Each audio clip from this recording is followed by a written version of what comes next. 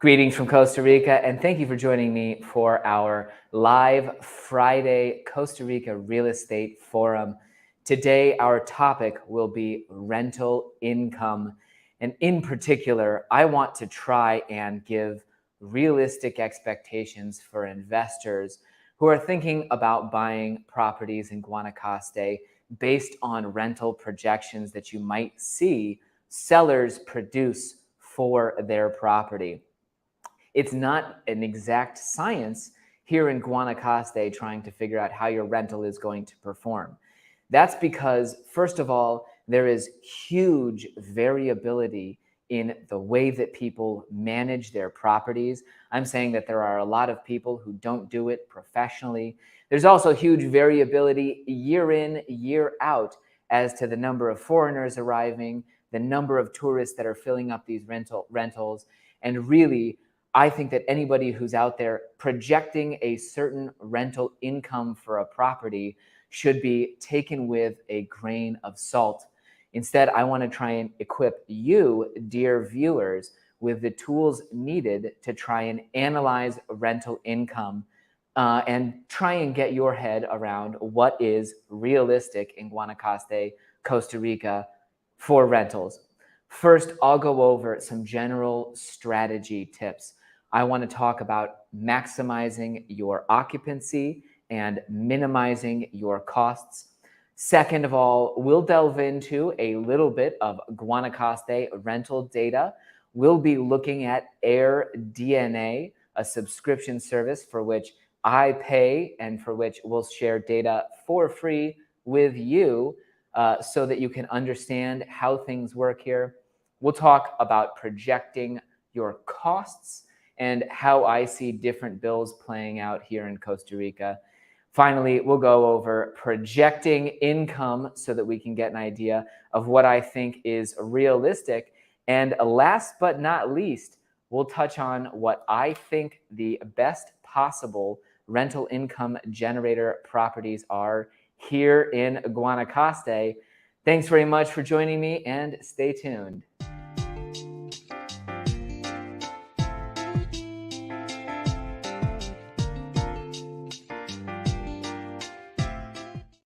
Guanacaste, Costa Rica has a huge number of rental properties. And to demonstrate this, let's just start off by taking a look here at the service I had mentioned, AirDNA.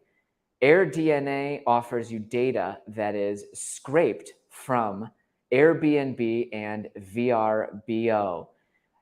In AirDNA, you're able to see basically exactly who's running their property on those two platforms, how much they're charging, how often those rentals are booked, and get an idea of the performance of different ones in the market. It can be a tool that's often used by people to really pick their rental rate. And today we'll be using it as an opportunity to get an insight into rental data. First and foremost, I wanted to mention, if you haven't done so already, you can help out my channel by liking this video, commenting on it, even if you just want to type a few characters. You can also definitely help me out by subscribing to my channel, sharing it with your friends, and more. Every Friday, I'm here live at noon sharing critical real estate information. That's right, every Friday. Even some Fridays when I'm planning to be at a pool in an hour, I take this mission to bring you critical information that I feel is really going to be helpful in the decision-making process for people investing in Costa Rica. I could be out sunbathing. I could be doing, pretty much anything I wanted to, but I consider this issue of absolute serity and grave import, so I wanted to make sure you have the information you need. Can I get another beer, Dimitri, before we start? Thanks. So let's get rolling here on rental income on this lovely Friday, August 4th afternoon. And first of all, touch on Guanacaste rental strategy. Let's take a glance at this very interesting chart. I want to try and get this into the stream here without taking up too much. Let's see if I can be in there as well. Okay, here we are now. Nice to see you again, folks. Looking at Airbnb occupancy for Guanacaste and specifically the Tamarindo market. I've already clicked on something that I shouldn't do. But if we're looking here, it doesn't matter which different county we looked at, these are districts. You're going to see an occupancy rate graph that looks a lot like this. And you can see that during the typical year, a Costa Rica rental property, and specifically in Guanacaste, there are times of opportunity when you've got huge occupancy, and there are times of year when you are not going to have nearly as many renters. The first and foremost important tip for achieving good rental income from your Guanacaste property is to stay out of it at the times of year when you could be generating the best income through occupancy. And here we can see this little handy dandy graph that we could check out a little bit closer explains something that I could give to you verbally as well. December through January every year, and if we're looking at a more detailed graph down here, you can see occupancy in December, and this is for a week rental property, or rather a week rental district. But December and January occupancy always peaks, and then as we drop into the low season, April, May, June, July, you're definitely going to see less occupancy. Going up to an area like Tamarindo with this graph, you get a better demonstration. Holy cow, there were huge bursts of tourism for the high season in 2022. Here is the high season in 2023. Here's the high season in 2020, just before the borders were shut and pretty much no one could rent anything until they opened again in 2021. So look at this graph. There is pulsing tourism that comes into Guanacaste. And if you're one of those people imagining yourselves using a unit and also generating income from it, your first step to maximize that income potential is going to be do not stay there in December, basically December through April. If you can avoid staying there in June, July, and August, again, when we get another little boost in tourism usually, you're going to have much better occupancy than your competitors. To go back really quick to that demonstration here, I wanted to mention that, so, if we're looking at Costa Rica as places where there are hot rental markets and where there are dead rental markets, none could be closer together and more different than the district that includes Tamarindo versus the district down here in 27 de Abril where we live. But one of the key things I wanted to point out is that with all of these rental properties in these two districts, you're still only looking at a difference of about 10-15%. Let's see what the difference actually is. Yeah, 12% difference in occupancy overall for this entire market between Tamarindo, here, this district to the north of us, and 27 de Abril. Now, obviously, this includes a lot of data that are rental properties located far inland that are pretty unpopular, no matter which subscription or which district we were looking at. You would see that it has those there. But as a basis for your calculations, you can see that even in our quiet area, and even with extremely, a blend of properties in here, for example, in this area, lots of these homes are so far from the beach, they're really not even Airbnb tourism rentals. They're more long-term or national rentals that are mainly done by Ticos.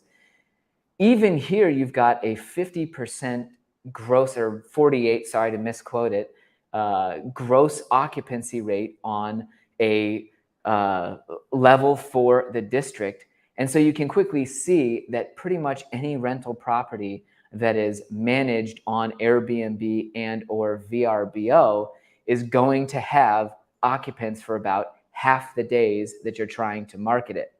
And then interestingly, the difference between our quiet area and a booming area is only 12%.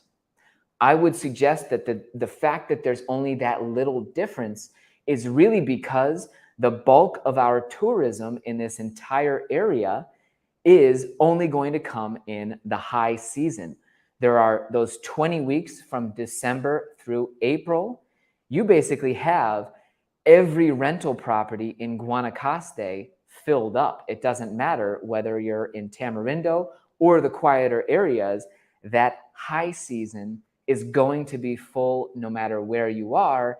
And then the low season is going to be where you differentiate between those good property managers and those bad ones.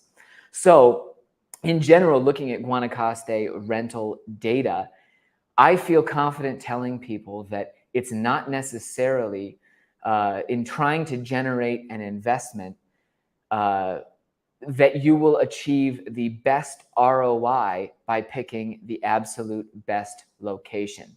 Because really, a lot of the business model for running an Airbnb here in Guanacaste is taking best advantage of that high season and then minimizing your costs throughout the rest of the year.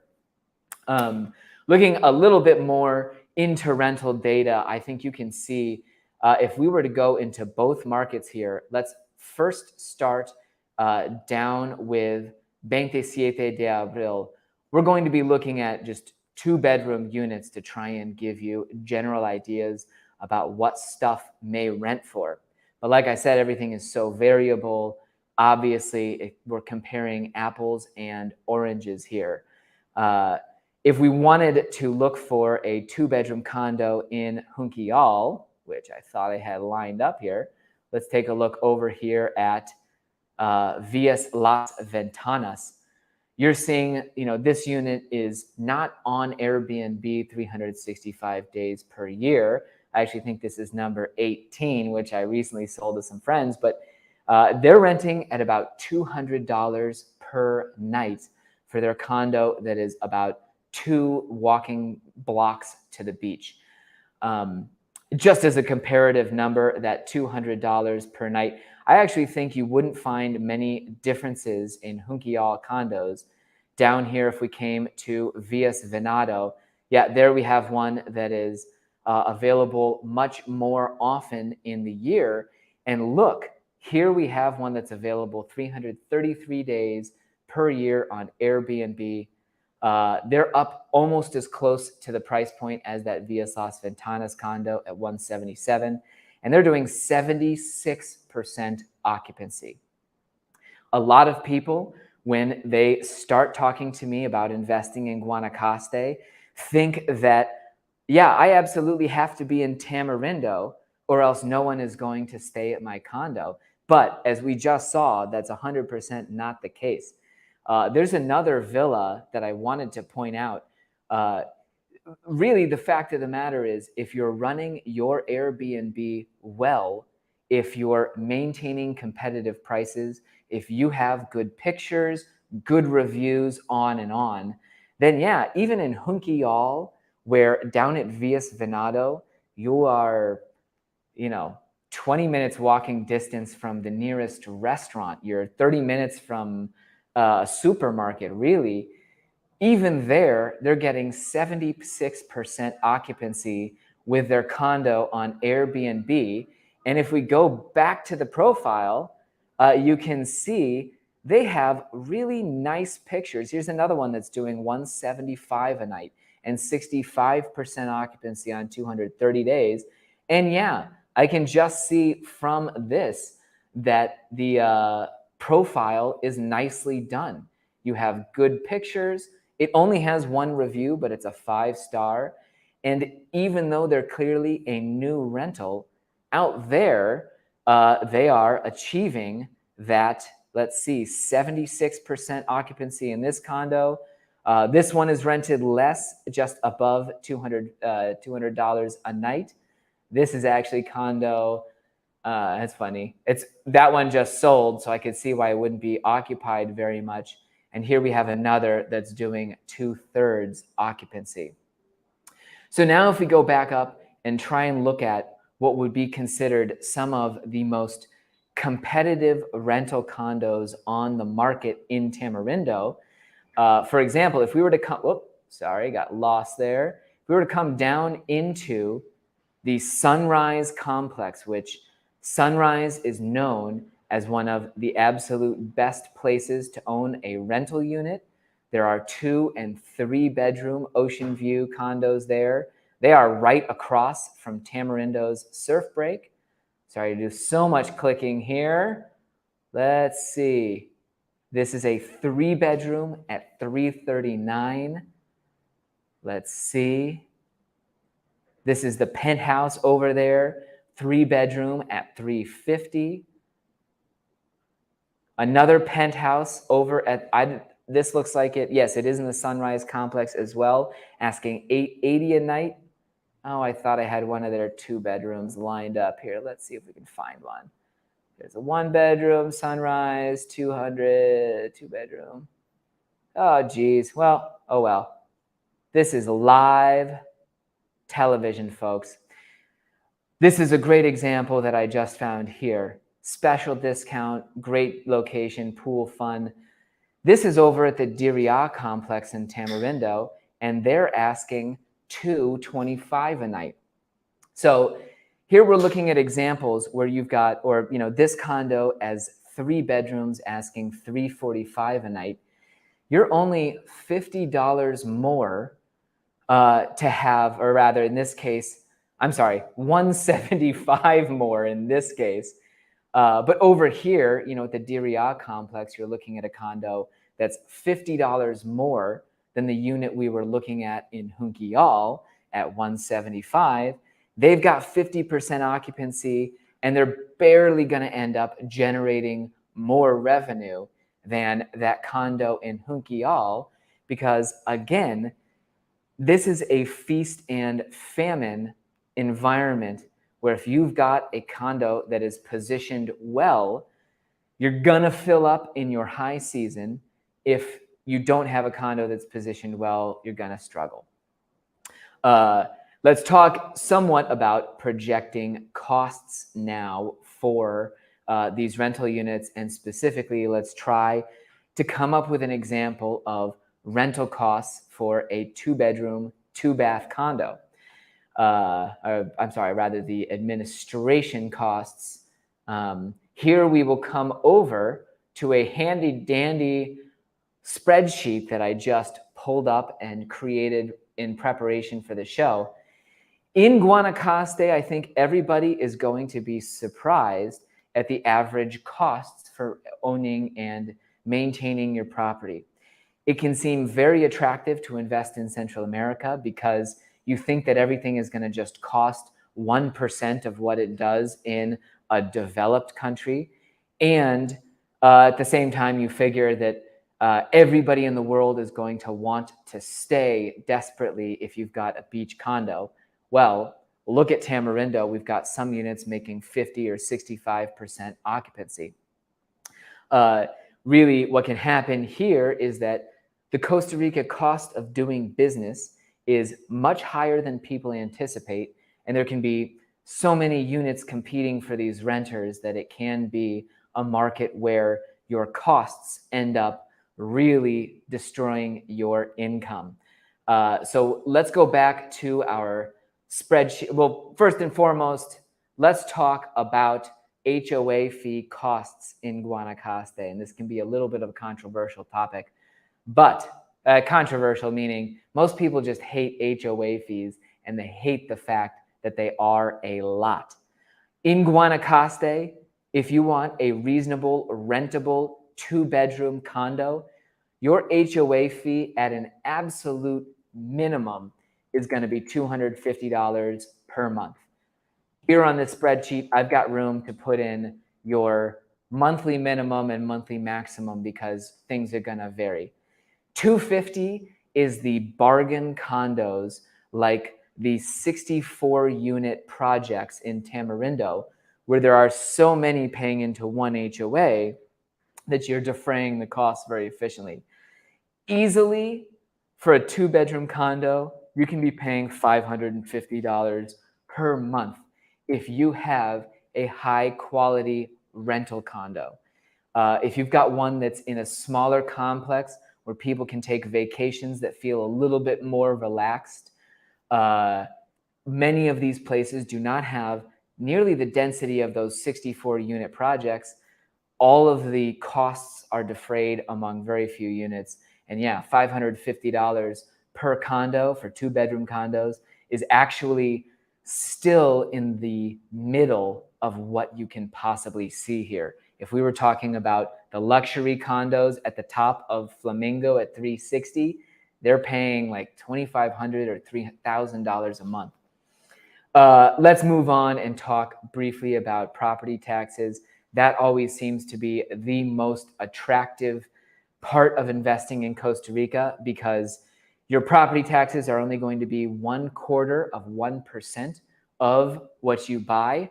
In this example, let's imagine that we're buying a $300,000 condo that would give you a 2-bedroom, 2-bath unit in most markets. We're not going to do a monthly there. We'll just do, I had done it all by monthly, but anyway, 1/4% on $300,000 is $750. Your management fee. Now, here's where we start to get into the real costs and the big expenses that are going to eat into your income. First, your property manager is going to take a gross commission, usually of 20% of your rental income. That is really the standard operating number for Guanacaste rentals. There are some that operate with a higher percentage and charge fewer line item fees. There are some that operate with a lower percentage and provide lower services. But you can count on this amount being between $200 and $300 per month, no matter who you're talking to. A flat monthly fee that you're going to have to pay in addition to your rental commissions. Now let's go up and talk briefly about utilities here. Your water bill in Costa Rica on a condo is going to be symbolic. A 2-bedroom condo is always going to have such little usage, and the prices here are structured such that you can have an absolutely symbolic bill between 10 and 20 bucks a month. Electricity is a totally different story. I say that the base operating electrical bill for a 2-bedroom unit is about $100 per month. That's what my family pays per month for our home. We don't use any electricity, but we use a heck of a lot of fans, computers, a fridge obviously is always on. But I'd say $100 per month gets you your base electrical bill for virtually any property. And that your AC usage is really going to define how much you pay in electric.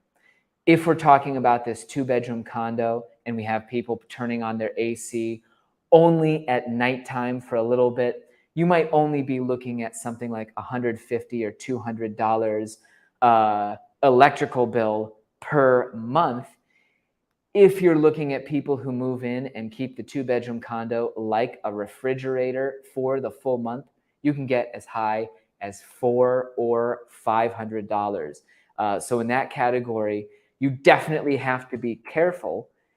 I would say putting in $250 as a max electrical bill for this 2-bedroom condo is definitely something reasonable when you talk about high season, low season, and all level of renter that we're talking about. Internet is going to cost you $30 to $50 a month.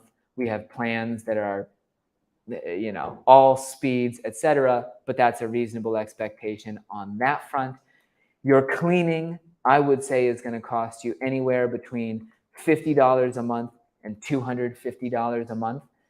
50 would be 2 very short weekly cleanings where, two bi-weekly cleanings. Someone comes in and sweeps out the place twice a month. $250 would be a weekly cleaning done by somebody who comes in and spends 4 hours there. And then let's just imagine that really for repairs and maintenance, you should be budgeting anywhere between $200 and $400 a month, or $2,500 to $5,000 a year for your Costa Rica rental, in order to just put back into buying furniture, putting back the glasses that are broken, flatware, millions of things, getting your grout cleaned on your tile, replacing your linens. I think 200 to 400 is a very conservative range when you look at everything that gets managed annually. So now let's use the magic of Google Sheets here and just try to get a rough idea of what we're looking at as your costs. And all of a sudden, here we go. Yeah, we're looking at $11,000, $21,000 in base operating costs for your rental before you've paid commissions, importantly.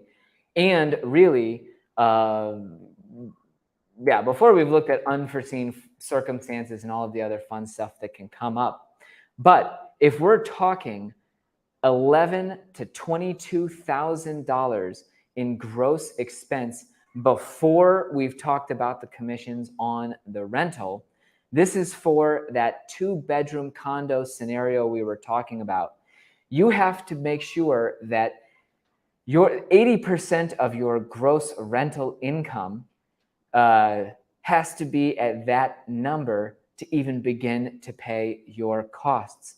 And I see that if people are out there pitching properties in Costa Rica where you can make a 10% ROI, or I even saw a pitch recently where a developer is offering that their $400,000 homes will offer 30% return on investment to their customers. So let's imagine these homes. We didn't talk about gardening in those homes. This was for a condo where your HOA fee is your gardening bill. But imagine we were closer to $22,000 annual expense on this home. A rent-paying customer is going to have to pay nearly $2,000 a month for this person only to pay their costs, and a developer is offering 30% ROI. They're saying you can make $120,000 net income on a home that's worth $400,000. I think that kind of pitch is outright shinola, let's put it that way. But other pitches that are even more conservative should be examined as well. So let's imagine you've had someone tell you, yes, you can make 10% on this rental condo here in Junquillal that's going to cost you $300,000. As we saw earlier, that $300,000 condo can probably be rented 65 to 70% of the nights in the year if you're running that on Airbnb and doing well for yourself. So let's just imagine if we were looking at 220 nights of occupancy, or really let's round that down to 200 to be a bit more conservative. In the case of that Junquillal condo where you're asking $175 per night, your 200 nights of occupancy in a year would give you $35,000 in gross income. Now that's $35,000 gross before you've paid your property manager. Let's take off the 20% commission and we'll go down to $28,000 in gross income to pay the expenses that I've discussed previously on my rental income projection. Now those $28,000 now in gross income after you've paid your property manager, in fact, the specific condos that I'm talking about have $550 a month HOA fees, there you're going to be paying about $21,000 in those gross initial expenses that we looked at in the previous spreadsheet. Already from our gross rental income of $35,000, we paid out $7,000 to the manager for their initial commission, and now we're down to $7,000 that is left to the owner of the property. That $7,000 is what it's giving you on an investment of $300,000, and our return on investment after we've done this realistically is actually more, around 2.3% net cash return. This is taking a 2-bedroom condo in Junquillal. To be honest, folks, unfortunately, there aren't that great of recipes out there, or there aren't many places where you can do noticeably better. And more than anything, I do want to caution people here that I think your 2 to 5% net cash return is going to apply to pretty much every property that you would see, from the 2-bedroom condos in Junquillal to those sunrise condos in Tamarindo to some of the nicer homes, even up in the rental markets, because doing business in Costa Rica is always going to be an expensive proposition. That all being said, what do I think are the best rental income properties here in Guanacaste? And having looked at our formula and the spreadsheets and the rental math, I wanted to touch on the other possibility of long-term rentals. I had Dimitri put together some examples of what is currently on the market in Tamarindo for long-term rentals. We've got some listings that are currently 1-bedroom, 1-baths that are asking as much as $1,500 a month.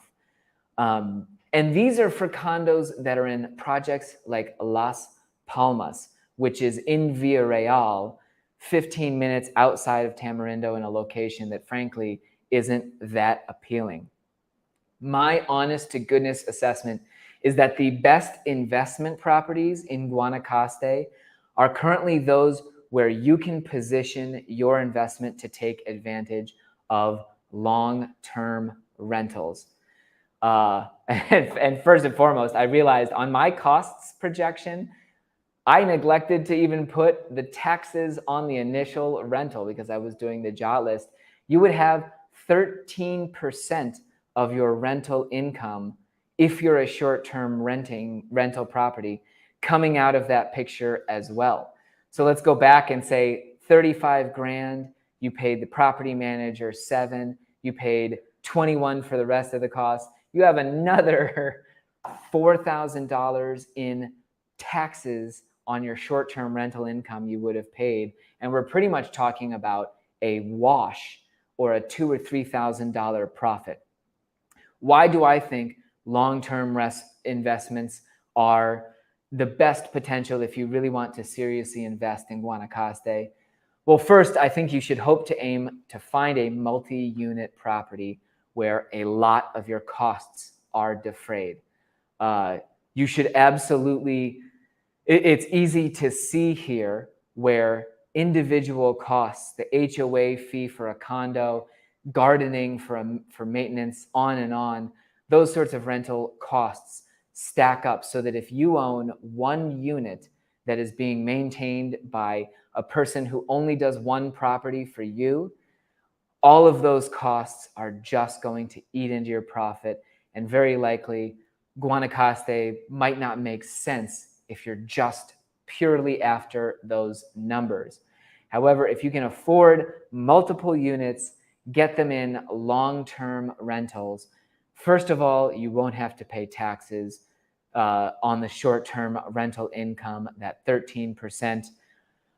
That's actually in addition to sales tax, and we could go into that more.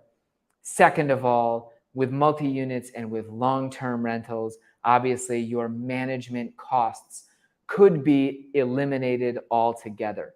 That 20% gross rental commission plus a flat monthly fee is basically going to be an important chunk of any rental property's profit that I think can be the difference between an attractive rental property and one that really doesn't make sense if you're trying to make numbers work. So if you're able, any property in Guanacaste that you can personally manage, long-term or short, any opportunity for you to invest in something where you can minimize your costs by directly managing things is going to be the best rental income generator in Guanacaste. And to be honest, in my head, the perfect, utterly top rental income generator here would be a 4 to 8 unit multiplex within 2 blocks of the property manager's house.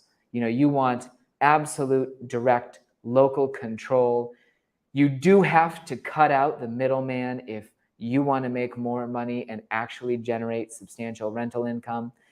And that might be the only way to produce these crazy numbers that some people are bragging about. As always, it's a pleasure to present to you folks. Thanks for joining me for this live real estate forum. Please post your questions, comments, criticisms, anything you want to put in the comments. I'm so tired at this point, I can't even talk. I hope you have a great Friday. I'm headed to the pool.